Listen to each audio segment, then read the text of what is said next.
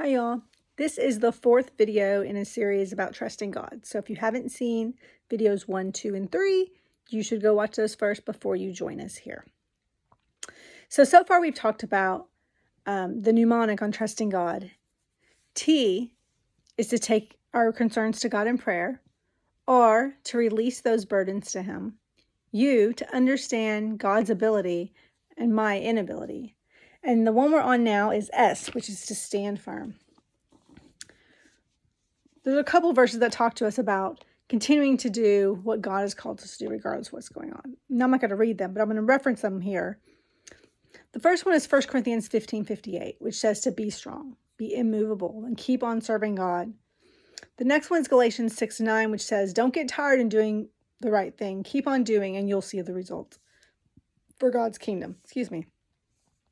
So when we get to this point of trusting God, we've taken our concerns to Him, we've released our burdens to Him, we know who God is, we understand who God is. Now we just have to stand firm. This is where the waiting game comes in, and probably my least favorite thing, because I'm a doer. I like to do things. I don't like to sit around and do nothing. So standing firm and waiting are not my favorite thing. But we have to understand that we have to stay the course. We have to stand firm, because the right action at the wrong time, not God's time, is the wrong action. We have to get comfortable here while we're waiting and not allow what feels like wasted time to make us start doubting what God is going to do, what God has promised, that God is even still working. Have you ever been in a waiting room at the doctor's office? Not the pediatrician, but at most other doctor's offices, the waiting room is usually pretty quiet. Everybody's kind of on their phone in their own little world doing their thing. There's not really conversation. There's not really things going on. And so when we're waiting on God, it's the same kind of thing. Everything's kind of quiet. And you know what happens when things get quiet? The devil starts to try to make us doubt what God is doing.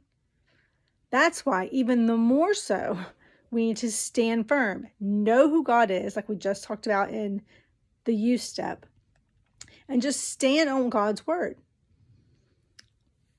We can't get busy. We can't get distracted. We can't get ahead of God and try to make things happen. We just have to wait. Kind of like Abraham and Sarah.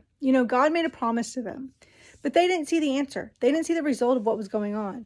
They didn't see God moving at all. They figured He'd probably forgotten about them. And they got tired of waiting, and they helped God out.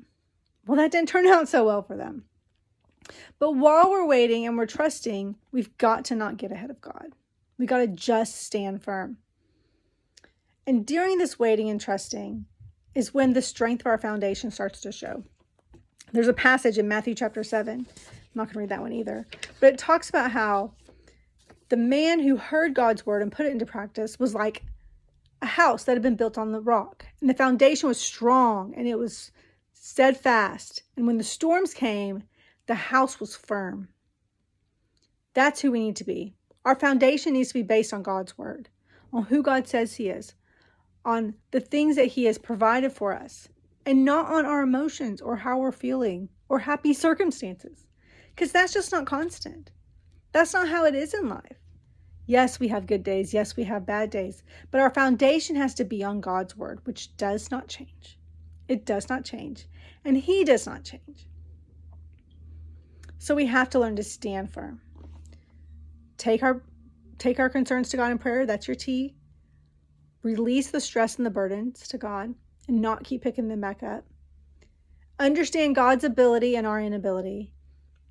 S, stand firm. And the final T is to be thankful.